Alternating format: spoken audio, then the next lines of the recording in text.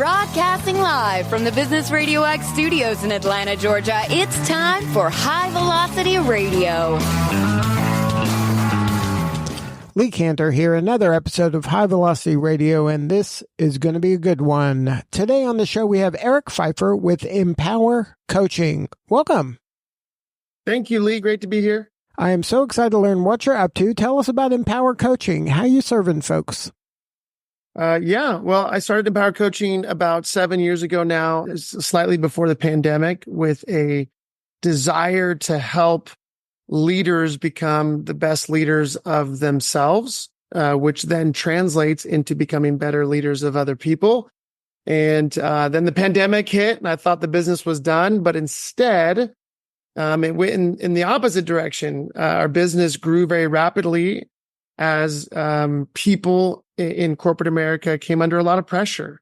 And, we have a little saying that when things are going well, we're usually okay, but you put us under enough pressure and we start to crack. And I think there were a lot of companies that were starting to feel the wear and tear of internal relationships and the struggles that came out of that season.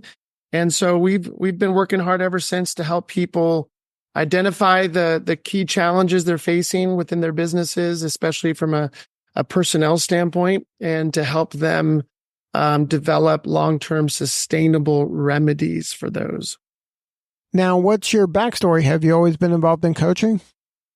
In some degree, yes. I've always been involved in the leadership space. And like so many people, in my younger years, I couldn't have led myself out of a box per se, but then, began a long journey of trying to figure out what it meant for me to become a better leader, and consumed lots and lots of content over the years. But most importantly, thankfully, had a few very significant mentors who helped me discover what it meant for me really to become a better leader of myself. And I think that's where all great leadership starts. And so I've been on that journey personally, and have just basically translated all of what I've been learning from smarter, wiser people into simple, practical tools that everybody can benefit from. So what was going on for you to hit a point where you're like, I don't think I have all the answers. I better start asking some folks. Yeah. Well, to be honest, Lee, I hit multiple points. That's probably what kept me on this track is, in the early days, I think we all kind of glamorize leadership. We think, what comes with a role and a title and potentially a better paycheck is, that we'll have the answers. All of a sudden, we'll know what to do when problems arise. But it was the exact opposite for me. I found myself constantly feeling like I was underwater. I found myself in stressful situations, operating in ways that were unhelpful, actually, to the people that I was trying to lead. That was a big wake-up call. I was seeing some of those same trends in the early years of my marriage and my parenting. And I think for me, there was a particular mentor who basically said, "Hey, listen, you're coming to me bitching and complaining about, how the world's not playing fair and things aren't working out for you. But until you wake up and realize that it's the person in the mirror that's the problem, you're going to have a very frustrating life." And that began my journey into what we call, the power of personal responsibility, that we can't control the world around us, but we have a lot more control and power over our own attitudes and behaviors than we realize. And we are the people who really do end up shaping the life that we experience. And so we're either going to choose to give away that power to the people and circumstances around us, or we're going to take that power and learn how to leverage it wisely for ourselves and for other people's sake. So when a person is going through a struggle and then they have that aha moment that, hey, maybe it isn't you, it's me kind of situation, what are, what's the next move? Say you get to that point, you have that aha moment of, oh, personal accountability. Yeah, I usually don't like that, but I'll give it a try. And then you say, okay, I'm going to be more personally accountability. I'm going to control what I can control. I am going to work on the processes and focus more on those and less on the outcomes I desire. Yeah. What are kind of the baby steps that then get you moving instead of just talking about it, but to actually doing it? Because the doing is the hard part. It absolutely, Lee. I would say this for any listener out there. First of all, most of us didn't learn these basic skills growing up. Some of us were fortunate enough to, great, but most of us didn't. I certainly did not. And so it wasn't until my late 20s, early 30s, where I began to wake up to this reality. And fortunately, in that time, I was apprenticing in under a mentor who began to coach me and teach me the basic core skills of what we call self-awareness, right? So practicing honesty, humility, self-love, all of which sound pretty easy, but are incredibly difficult because, like I often say, we're our own worst enemy because we have blind spots, because we don't really want to take a hard look inside, because shame and guilt and self-condemnation are always lurking around every corner, what people nowadays call the imposter syndrome. And so I tell people that the first order of business, when we wake up to the necessity for personal responsibility, the first thing is to give ourselves permission that, like every other human being in all of history, we come with all kinds of dysfunctions, inadequacies, and foibles, some of which have been inherited from our family of origin, some of which we've picked up along the years out of self-protecting coping mechanisms. And so just giving ourselves permission, like, we're human. And so for us to embark on this journey of personal responsibility, we need to give ourselves permission to be on that journey, to wrestle and what I call stumble, fumble, bumble our way through the practices of honesty, humility, and self-love. And to know that it takes time. But people like Brené Brown, I'm so grateful for people like her who have declared that this is perhaps one of the bravest of all journeys that we can make as people. But it's also the journey that I think leads us to a much clearer perspective on ourselves, which gives us a chance, right, to change something. We can't change what we can't see. And so the first order of business after we give ourselves permission, to be on a journey is to begin the process of learning the simple skills of seeing ourselves more soberly, more clearly, so that we have a fighting chance to make the necessary changes. Now, is that where some of the really important value of a coach comes in, is to be that kind of honest broker? To tell the truth to the person, and hold them accountable to some degree about what they're saying and then what they're doing. Absolutely, Lee. I think the role of a coach, a great coach, is to empower their clients with the skills, the tools and skills, so that they can do that for themselves. But at first, because that is such a difficult and oftentimes uncomfortable, painful, disorientating experience, the help, the partnership of a good coach to practice those skills in a safe environment where there's no judgment, and there's lots of grace, empathy, and compassion, I think is essential. But ideally, the clients that we work with, we want them to learn how to solicit the appropriate feedback through a variety of mechanisms from their environment, so that they can self-diagnose and self-assess and then make the necessary changes in their own attitudes and behaviors. But yeah, a coach is usually a great start for people who are either unfamiliar, lacking confidence, or feel like, man, I really would love some partnership as I learn how to engage this process. Now, how does a person who is struggling decide if is coaching right for me? Is therapy right for me? You mentioned having a mentor. Is that right for me? How do I know who is the right Sherpa for me at this point in my journey? Yeah, I'm a big believer in all of the above, Lee. I think at different times, most of us, especially if we're in our adult years of life, we can look back and point at particular persons in our life who have served different purposes, whether mentors or coaches, guides,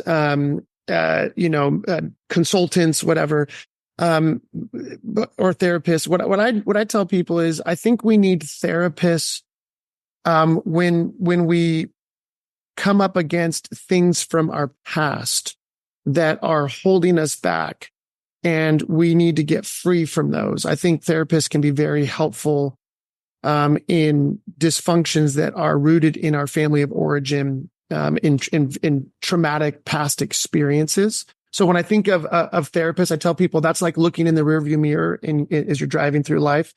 I think we need coaches who can equip and empower us with practical tools so that we can move forward today.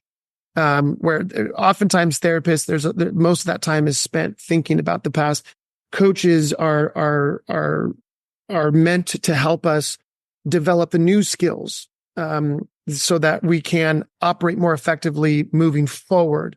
I think the role of mentors is we need people that are further down the road than us. These may not be therapists or coaches, but these are people who we can be inspired by, that we can process tough situations with. And by virtue of their experience and their wisdom, they're not necessarily there to give us the answers, but to speak from the overflow of their journey in whatever area of life we're looking to receive mentorship. And we can draw from their wisdom and begin to develop our own solutions. Now, is your client typically somebody in business that's going through some business-like struggle, or could it be a person that's, retired at home and has their own personal demons they're wrestling with? Yeah, I have a variety of coaches that are a part of our organization, and so we work with a very diverse spread of different kinds of people. I personally work with high-level executives for the most part, or high-level performers, and maybe professional athletes, CEOs, presidents, ownership groups, boards. It's all the same toolkit that we're all using, but applied and contextualized a little bit differently for the particular client that we're working with. And your business has evolved to, not only are you coaching people, but you're also certifying people who are considering becoming a coach? That's right. So I've spent the better part of 20 years borrowing from people much smarter than myself, other coaches, mentors, other thought leaders, and working to develop what I call a leadership operating system. And what I tell people is it's comprised of a set of core visual tools that provide people, because we're all leaders, right? Leaders are anybody who has influence. And so we're all leaders in our own way, shape, or form, even if we don't have a role or a title in an organization. And so what these tools do is they provide for us a mental framework so that we can, first of all, have real clarity around what does it mean for me to be the best version of me, regardless of who I am, my context of life, my economic, social situation. How do I, as a human being, have a clear picture of what it means for me to be the best version of me? And then secondly, these tools provide a diagnostic effect in that we can assess our attitudes, our behaviors, our impact on the environment around us through these tools, so that we can determine what's working, what's not working. Which is incredibly important. And I think, in the midst of all that, I think that what we call our leadership operating system, which I could be wrong. I think we're one of the only organizations, promoting a leadership operating system. It's so incredibly important because so much of what's available out there in the world of coaching and consulting, which all of it's great, a lot of it reflects more of what I would call an app. Like, we pick up our smartphones and we open them and we love them because we can download a million different apps to help us solve a particular problem in our life. But the genius behind these smartphone devices is the operating systems that were developed, which think of the operating system as a governing or parental set of software that dictates, determines, guides, protects, sets boundaries and expectations for what the apps can and can't do, how much energy is given to an app, managing those apps. And I think for most human beings, what we fail to realize is that from when we were in our youngest years, we've been developing our own human operating system. We inherited some of it from our family of origin, from our upbringing, from schooling, from coaches, from different contexts, different jobs, bosses. And I think what most people get frustrated with in their leadership journey is they read the books, they listen to the podcasts, they watch the YouTube videos, they go to a conference, they get all these amazing ideas.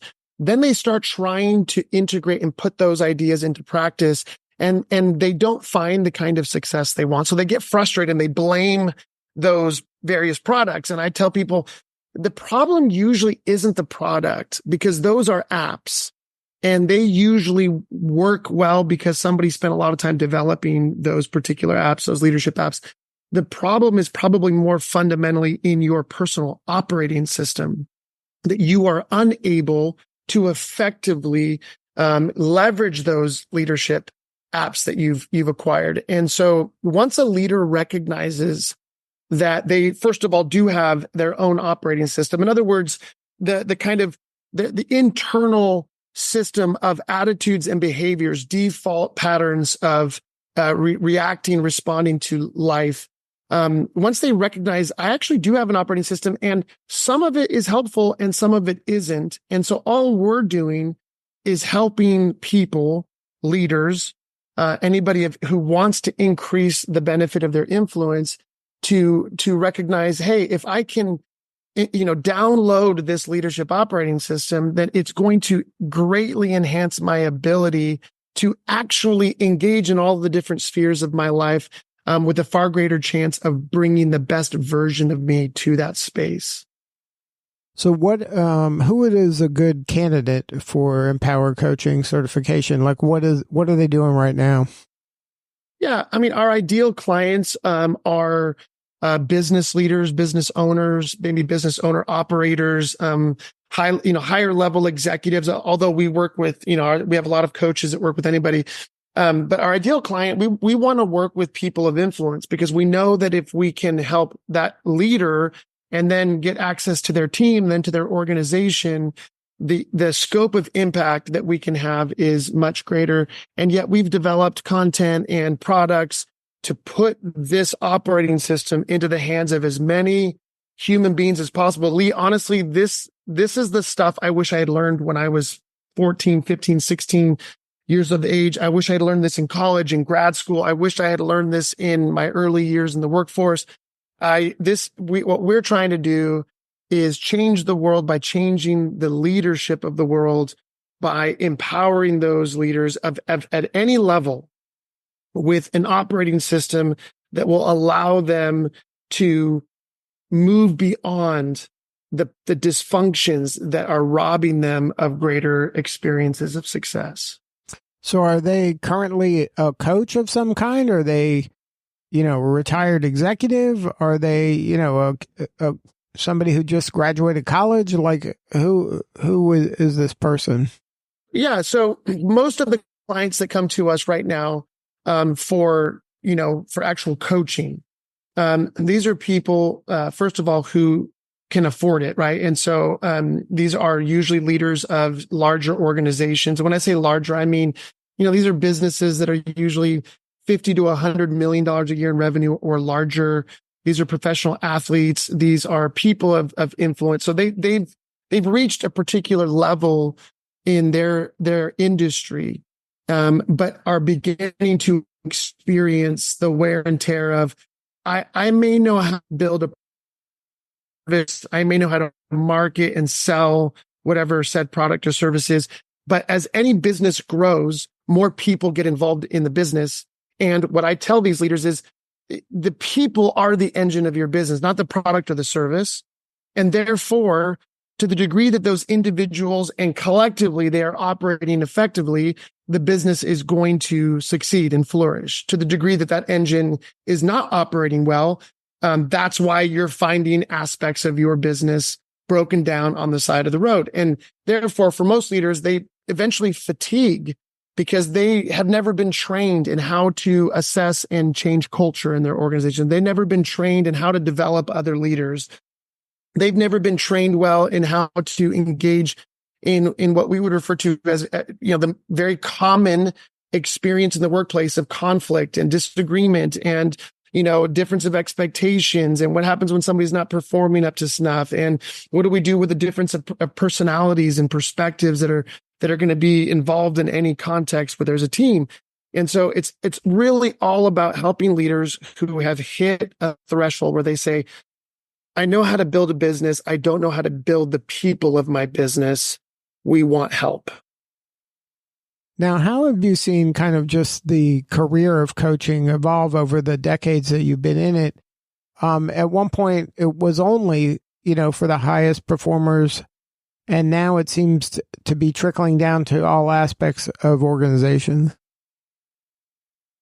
And for that, Lee, I am so incredibly grateful because, like I said before, leadership is synonymous with influence. And I think the more that we recognize that we as human beings are leaders in our own particular domain of influence, the more seriously we will take the importance that all people should be engaged in some kind of leadership development. I mean, we are in the influencer era, right? On all over social media. And it absolutely scares the snot out of me to think of all these incredible people who are having lots of influence on a lot of different platforms, right? Before it was just the politicians, the high level business leaders, the professional athletes, the celebrities.